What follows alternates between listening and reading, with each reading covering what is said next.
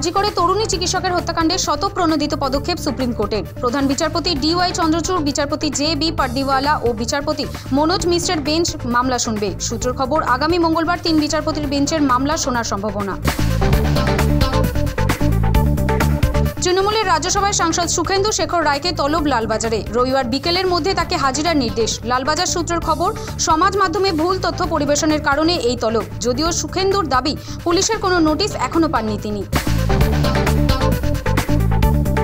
আরজিকর নিয়ে বড় সিদ্ধান্ত কলকাতা পুলিশের। রবিবার থেকে আগামী 28শে আগস্ট পর্যন্ত কলকাতা পুলিশের পক্ষ থেকে ভারতীয় নাগরিক সুরক্ষা সংহিতার 163(2) ধারা লাগু করা হয়েছে।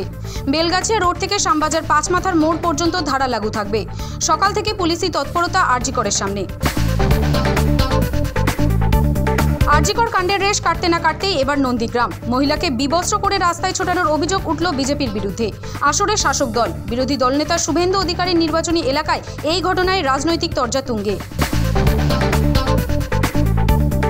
আরজিকর কাণ্ডে তদন্তে সিবিআই। রবিবার ফের অধ্যক্ষ ডক্টর সন্দীপ ঘোষকে তলব সিবিআই এর। রবিবার সকালে সিজিও কমপ্লেক্সে হাজিরা সন্দীপ ঘোষের। তার মোবাইল ফোন ফরেন্সিক পরীক্ষার জন্য পাঠানো হয়। মূল অভিযুক্ত সঞ্জয় রায়ের সঙ্গে অধ্যক্ষের সরাসরি যোগাযোগ ছিল, এমনই তথ্য এসেছে সিবিআই এর হাতে। আরজিকর কাণ্ডে উত্তাল গোটা রাজ্য। সিবিআই এর ভূমিকায় প্রশ্ন তুলে মেয়েকে নিয়ে ধর্নায় কলকাতার মেয়র তথা মন্ত্রী ফিরহাদ হাকিম। চেতলার অহিন্দ্র মঞ্চের সামনে ধর্নায় বসেন তারা। আরজিকরে নারকীয় ঘটনার প্রতিবাদে আইন শৃঙ্খলা নিয়ে রাজ্য ও কেন্দ্রশাসিত অঞ্চলগুলিতে নির্দেশ কেন্দ্রীয় স্বরাষ্ট্র মন্ত্রকের। অমিত শাহের মন্ত্রকের তরফে প্রতিটি রাজ্যে জানানো হয়েছে, আরজিকর সংক্রান্ত প্রতিবাদ কোথায় কি হচ্ছে প্রতি 2 ঘন্টা অন্তর তার রিপোর্ট পাঠাতে হবে কেন্দ্রকে। রাজ্যের এডিজি আইন শৃঙ্খলাকে এই রিপোর্ট দেওয়ার নির্দেশ দেওয়া হয়েছে। ইমেল, ফ্যাক্স বা হোয়াটসঅ্যাপের মাধ্যমেও রিপোর্ট পাঠানো যাবে। ঝাড়খণ্ডের রাজনীতির আকাশে কালো মেঘ। তীব্র জল্পনা ঝাড়খণ্ডের প্রাক্তন মুখ্যমন্ত্রী চম্পাই সোরেনের বিজেপি যোগ নিয়ে। জল্পনার মাঝে দিল্লিতে চম্পাই সোরেন। তবে কি বিজেপিতে সত্যিই যোগ দিচ্ছেন চম্পাই সোরেন? মুখ্যমন্ত্রী মমতা বন্দ্যোপাধ্যায়ের প্রকল্পের পথ অনুসরণ করে ভোটে জিততে মরিয়া মহারাষ্ট্রের সরকার। বিধানসভা ভোটের আগে মহারাষ্ট্রে চালু লড়কি বেহেন বিশেষ প্রকল্প।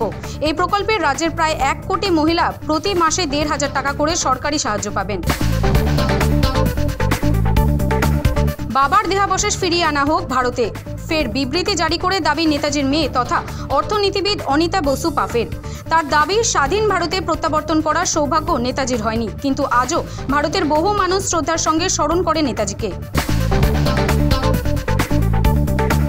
ইস্টবেঙ্গল মোহনবাগান বিরোধ মুছে একসঙ্গে প্রতিবাদে ফুটবল প্রেমীরা। আরজিকর কাণ্ডের পাশাপাশি ডার্বি বাতিলের প্রতিবাদে রবিবার যুব ভারতী প্রাঙ্গণের সামনে মিছিলে জড়ো হন 2 ক্লাবের সমর্থকরা। সেই মিছিলের ওপরেই পুলিশের লাঠিচার্জের অভিযোগ। রণক্ষেত্রের চেহারা নেয় যুব ভারতী চত্বর।